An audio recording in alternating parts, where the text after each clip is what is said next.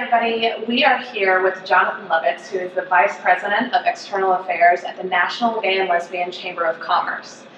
We wanted Jonathan here specifically to talk about his advocacy roles and political advisory, because in addition to being the Vice President there at NGLCC, he's also the Democratic National Convention LGBT Advisory Board member. That's right. So DNC LGBTAB.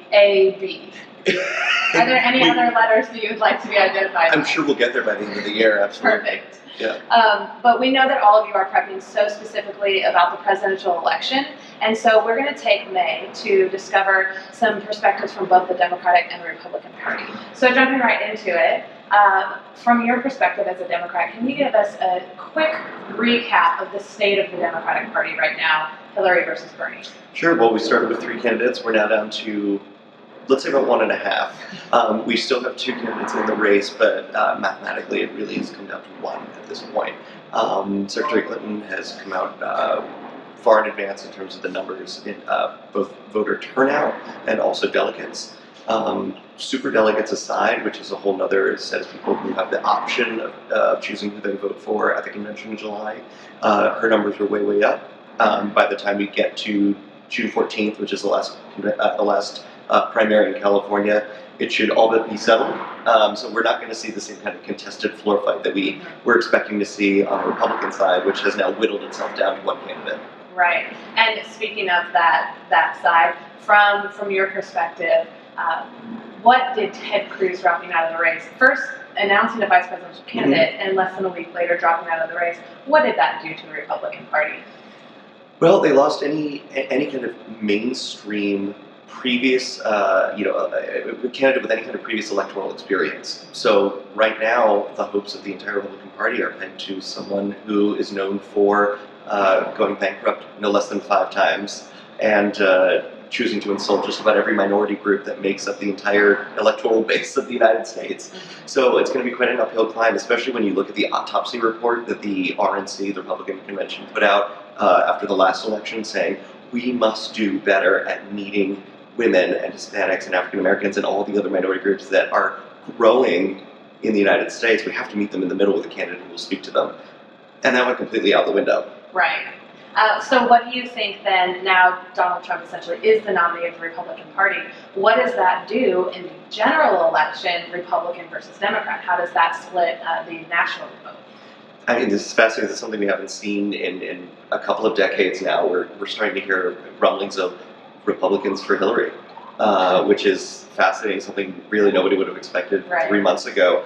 And it's going to really shift the dynamics of who is being loyal to the Democratic Party versus who defines themselves as a Republican going forward. This may be the great schism that redefines their entire party.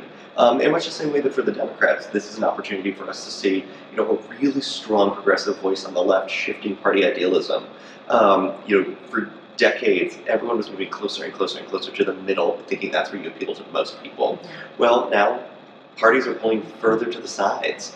And it looks like in the best interest of both, rather than splitting apart into 15 parties like we have in Canada and the UK, redefining what it means to be in a 2-party system or creating more pathways for third parties to get their voice heard, looks like what we're going to come to expect in the next few election cycles.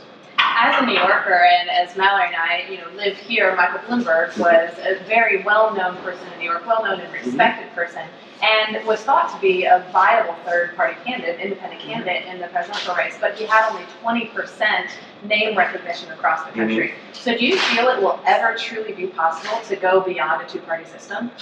Absolutely. I mean, we're at a place now where that possibility gets higher and higher every year. I mean, look at the last time there was even really a viable third-party candidate was Ross Perot in the 90s, and even then he got a 5th of the vote. It has happened. Attitudes toward the openness of government right now make it possible for someone to find that hook for themselves to be a really viable third party. But what that lacks is a donor base, fundraising apparatus,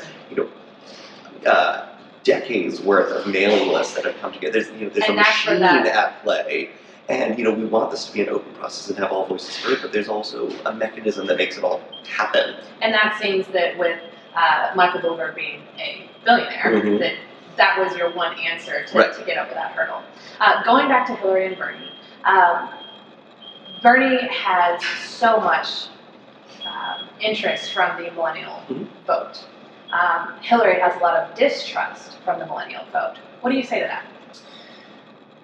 I mean, young people are an increasing part of the electorate every year. So appealing to them, both on a moral and economic imperative level, matters. It's really easy to be tempted by the prospect of things like free education, free healthcare, all that, but it does have to get paid for by someone. And one of the things that is disconcerting to older voters, people who have gone through college and are now developing success in their life, is the vilification that's happening against wealth and success and opportunity. And there's a lot of hatred being thrown out against the Walton family of Walmart, which just happened to be a small business that got lucky. And so, if we're going to be the party that does want to recommend and recognize the growth of small businesses in America, and that 2/3 of all new jobs in America are created by small businesses, we also have to recognize that you have to allow them to succeed sometime. And hating on those who happen to make it work is a bad thing. Especially when groups like the Waltons and other major successful businesses have massive foundations that help make sure that people are succeeding, people are getting benefits from their growth. So that's it may not be articulated particularly well, but I think it's also something that gets sorted out when we get to a general election. That everyone is primaries are won in poetry versus general elections, which are won in prose. We haven't seen ideas. We've seen shouting, and we've seen a fight for gravitas. We haven't seen ideas. And when we get to a general election, people are going to really care about the ideas. And I think that's particularly where millennials are going to get pulled back into the Democratic Party, regardless of the nominee, and say this is the party that knows how to get something done. We haven't had budget surpluses like under a Republican administration like we have under a Democrat. We haven't had growth in education. We haven't had growth in small businesses. We haven't had the kinds of things millennials are going to be looking for when they're a little bit older. And it's important to keep an eye on that future and remember that the president is the steward of our future. And speaking of that future, one of the things that I've wondered with how divisive this election has been, even within individual parties, is do you think it's possible for this next president to be a 2-term president, or do you think we're looking at a 1-term president regardless? I mean, remember the Republicans said that their one and only job back in 2008 was to make Barack Obama 1-term president. And how did that turn out? So I think a lot changes in 4 years, let alone 2. So I think the mood of the country is going to be really quite swayed by this next coming election. It's also going to be a really great time for the parties to take that lull between election cycles, figure out just what they stand for, how they energize young people, how they speak to a growing minority nation, and what that's going to do to the next cycle around in 2020 when it's potentially Hillary Clinton versus Paul Ryan or whoever it may be. So to wrap up this part, I wanted to know, could you share with us a little bit more about what is your role in the convention as a part of this LGBT advisory board? Sure. So the organization that I work with is responsible for helping bring business inclusion to organizations and corporations around the world. We're really proud that the DNC, for the first time ever, is including LGBT-owned businesses alongside women, ethnic minorities, and those with disabilities to provide goods and services to this convention. That's millions of people in the Philadelphia area that are going to be impacted by this. We've already seen some contracts won, and it's really quite exciting. But in my personal role on the advisory board, I sit with some brilliant leaders in business and politics and policy who help the Democratic Party figure out its LGBT slate of platforms, upholding marriage equality, making sure we elect Supreme Court justices who are going to uphold LGBT rights, fighting back against some of these so-called religious freedom bills that are popping up around the country. So how we rally the entire Democratic base around these ideals that support the LGBT community, and also all the other minority constituencies that make that up. Because that's something that's really important too, is we don't work in a vacuum. LGBT is one of those cross-cutting minorities. That means we also have women, we have African Americans, we have Hispanics, we have everyone else in our tent. So what's good for us is good for all. Great.